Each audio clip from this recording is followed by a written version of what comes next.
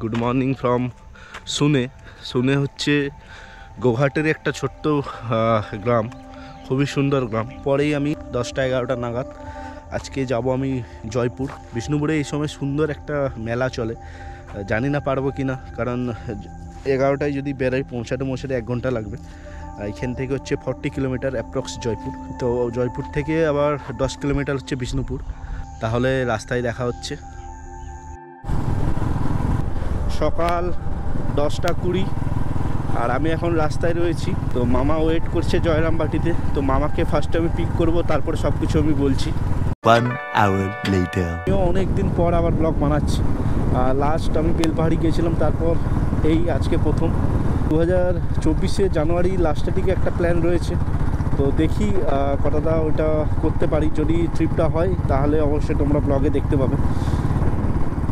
আর এখন আমি যাচ্ছি জয়পুর। জয়পুর হচ্ছে আমার বাড়ি পাঁশকুড়া থেকে 125 কিলোমিটার। বাট আমি অলরেডি আছি কামারপুকুরের কাছে। তো এখান থেকে ডিস্টেন্সটা কমই, প্রায় 38-39 কিলোমিটার হবে। তো জয়পুর যাওয়ার দুটো রুট রয়েছে। আমার পাঁশকুড়া থেকে মেদিনীপুর হয়ে যাওয়া যায়, যেটা হচ্ছে 125 কিলোমিটার বলবো। মেদিনীপুর হয়ে শালবনি হয়ে চন্দ্রকোনা রোড ধরে তোমরা যেতে পারো জয়পুর ফরেস্ট। তো ওখান থেকে বিষ্ণুপুর হচ্ছে 10 কিলোমিটার। আর আরেকটা যেটা রুট রয়েছে সেটা হচ্ছে ঘাটাল দিয়ে, যেটা হচ্ছে আমি এখন যেটা দিয়ে যাচ্ছি। ঘাটাল হয়ে কামারপুকুর হয়ে পুতুলপুর হয়ে তোমরা সোজা যেতে পারবে। গাড়ির আগের দিকে জ্যাম প্রচণ্ড। এটা হচ্ছে বনলতা রিসর্ট, যেটা হচ্ছে জয়পুরের সবথেকে বড় রিসর্ট। আর ভিড় তোমরা দেখতেই পাচ্ছ, প্রচণ্ড ভিড়। আর এখান থেকে জয়পুর ফরেস্ট স্টার্ট হলো। জয়পুরে যদি থাকতে চাও 3-4টে রিসর্ট রয়েছে, সেটা আমি ডিসক্রিপশান বক্সে দিয়ে দেবো। 3-4টে রিসর্ট বলতে সবথেকে বড় বনলতা, আর একটা বনশ্রী বলে রয়েছে, দুটোই আমি জানি। এখানে এই জঙ্গলে হরিণও রয়েছে, হাতি রয়েছে নাকি আমি ঠিক বলতে পারছি না, কারণ ঝাড়গ্রামে হাতি রয়েছে জঙ্গলে আমি জানি। এখানে হরিণ রয়েছে। সাধারণত দিনে এরা বেড়ায় না, বাট রাতে বেরোয়। তো সেই জন্য লেখা রয়েছে ড্রাইভ স্লো।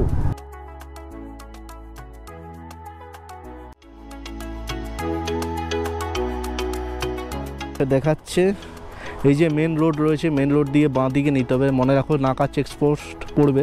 এটা হচ্ছে মেন রোড, আর এটা হচ্ছে একটা ছোট পোল টাইপ রয়েছে।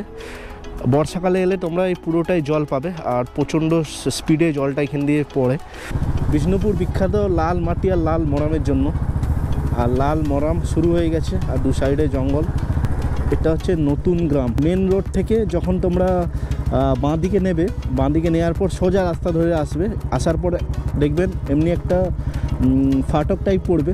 তো ছোট একটা ব্রিজ রয়েছে, আর সামনেই দেখতে পাচ্ছ একটা টাওয়ারও রয়েছে। আমি এখন দাঁড়িয়ে রয়েছি জয়পুরের ব্রিটিশ আমলের তৈরি রানওয়েতে। এটা এয়ারবেস বলা হয়। দ্বিতীয় বিশ্বযুদ্ধের সময় এটা তৈরি হয়েছিল, এখনও টিকে রয়েছে। রানওয়েটা বোঝা যাচ্ছে না, কারণ যেহেতু ইউজ হয়নি, তাই জন্য পুরোটাই জঙ্গলের মতো হয়ে গেছে। বাট রানওয়ে যেটা সিমেন্টের চাতাল রয়েছে, সেটা এখনও সম্পূর্ণভাবে ভালোই রয়েছে। কাকু, রানওয়েটা কখন তৈরি হয়েছিল? ওই দ্বিতীয় বিশ্বযুদ্ধ। আর রানওয়েটা যখন তৈরি হয়েছিল, আপনার কি বললেন দাদু তৈরি করেছিল? আমার বাবারাই রানওয়ে তৈরি করেছিল। একটি প্লেট ঢেলে দিলে পরে 40 টাকা পয়সা দিত। আচ্ছা, একটি প্লেট রাত্রের কাজ করতো, রাত্রে কাজ হতো।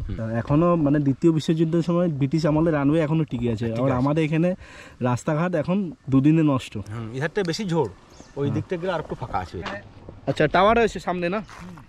তো স্থানীয় লোকেরা বললো আর একটু যেতে হবে, গেলে একটা ওয়াচ টাওয়ারের মতো পাবে বাঁ দিকে। ও, এখান থেকে রানওয়েটা তোমরা শুধু দেখো। এই রানওয়েটা সত্যি দারুণ, আর অনেকটা এরিয়া জুড়ে। যদি কেউ জয়পুর আসো, অবশ্যই রানওয়েতে আসো, তোমাদের দারুণ লাগবে জিনিসটা। জয়পুর ফরেস্ট থেকে তোমাদেরকে রাস্তা আমি দেখিয়ে দিলাম। 7-8 কিলোমিটার অ্যাপ্রক্স হবে।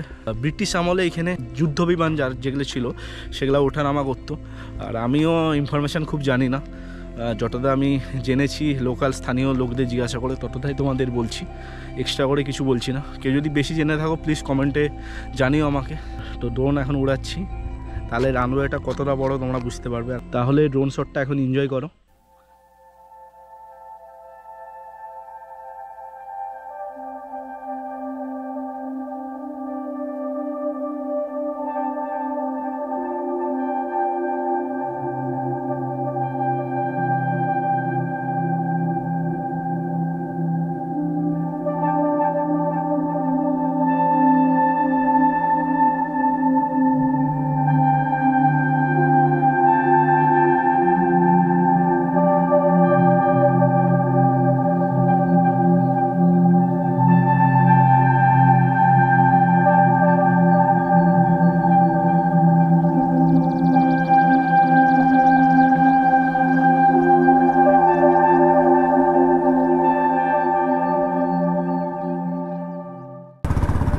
জয়পুরের ব্লগটা আশা করি তোমাদের সবারই ভালো লেগেছে। আই হোপ তোমাদের ভালো লেগেছে ড্রোন শ্যুটটা।